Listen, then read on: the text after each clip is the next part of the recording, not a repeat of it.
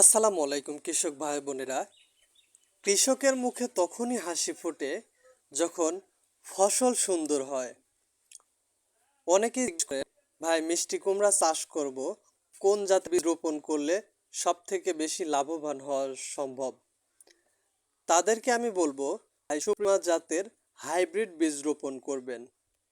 কেননা এই বীজ রোপণ করলে মাত্র 5 দিনের মধ্যেই চারা বের হবে এবং 15 দিনের মধ্যে মিষ্টি কুমড়া গাছের আগা ছাড়তে শুরু করবে এবং 1 মাসের মধ্যেই গাছে ফুল চলে আসবে এবং নতুন জালি পড়বে।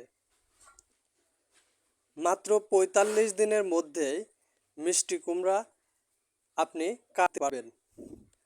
আর এই প্রত্যেকটা ডগাতেই এই মিষ্টি কুমড়ার ফুল ফুটবে। নিজেই দেখেন, প্রত্যেকটা ডগাতেই একটি ডগাও মিস যাবে না। আর প্রত্যেকটি ফুলই টিকে, কেননা এই জাতের বীজ রোপণের, এই জাতের গাছের রোগ প্রতিরোধ ক্ষমতা বেশি।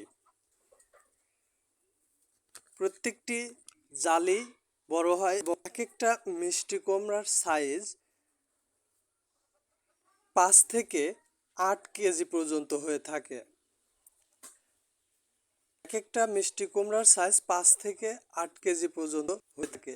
তাই আমি সকলকেই বলবো, যারা মিষ্টি কুমড়া চাষ করতে চান, বাড়িতে অথবা ছাদে অথবা বাড়ির পাশে সামনে ছোট জায়গায়, তাদের জন্য সুপ্রিমা জাতের হাইব্রিড এই মিষ্টি কুমড়াটি সব থেকে বেস্ট এবং লাভবান হওয়া সম্ভব হবে। আসসালামু আলাইকুম কৃষক ভাই বোনেরা।